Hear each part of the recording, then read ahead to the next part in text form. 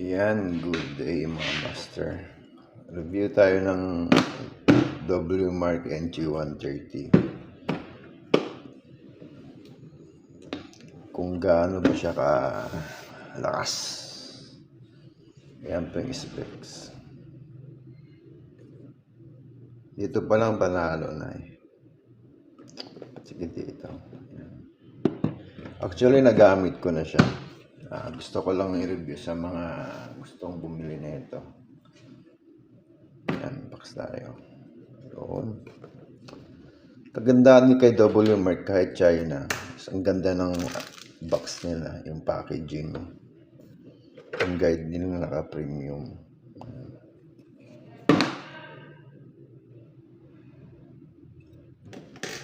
Yan. Yan.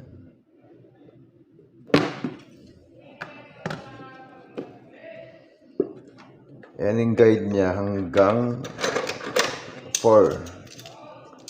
Mas may kasama na siyang charger syempre. Yan kagandaan sa nabili ko 2,100 pesos lang. Pero paka-solid na itong gamitin.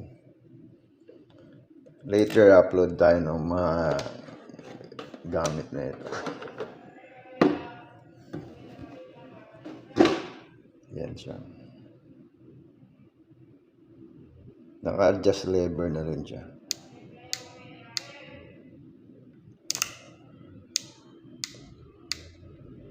Tatlo lang siya. 3 click.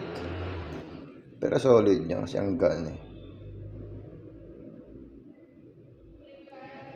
Yan siya. Nagamit ko na siya eh, kaya hindi may mga bok-bok na. Yan siya.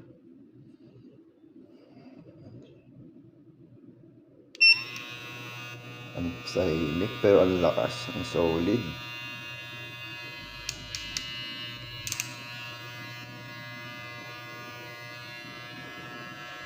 Tindahan na ito, hindi na sa hassle.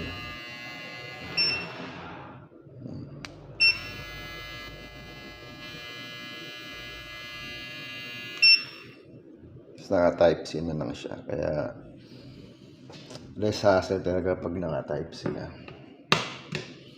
Masubukan natin tong wireless charger niya kung talagang solid ba talaga.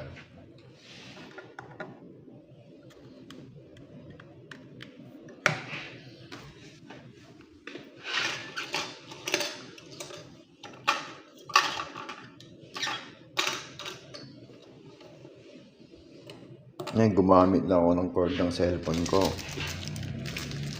Okay. Less hassle siyang hanapin pag mag-charge ka. Ngayon, subukan natin. Mag-charge nga siya ng maayos.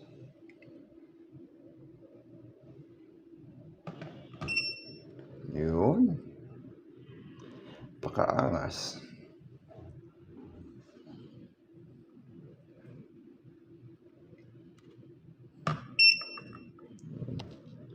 Actually, boss, nakakadalawa niya ako niyan eh. Mga master eh.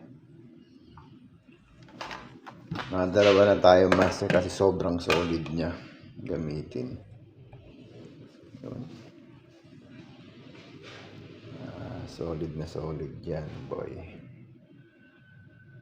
Charge na sa 85%. Sobrang tagal din yung malobat. Siguro nakaka 25 to 30 heads ako bago siya malobat.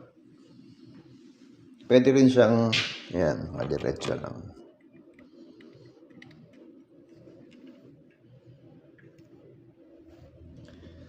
Pero less hassle pag dito.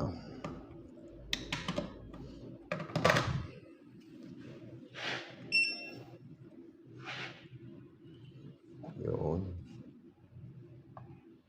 Check natin yung isa. Yun. Solid.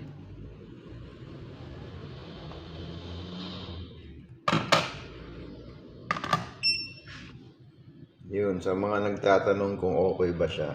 Solid siya, boss, recommended.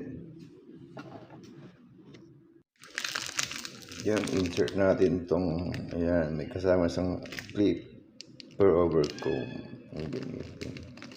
Solid din eh, solid din eh.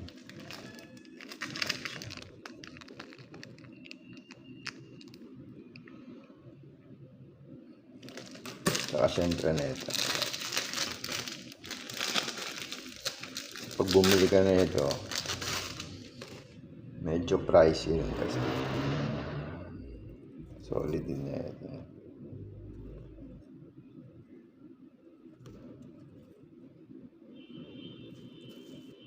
Siyempre, hindi mawawala ang pambansang mantika. Yan.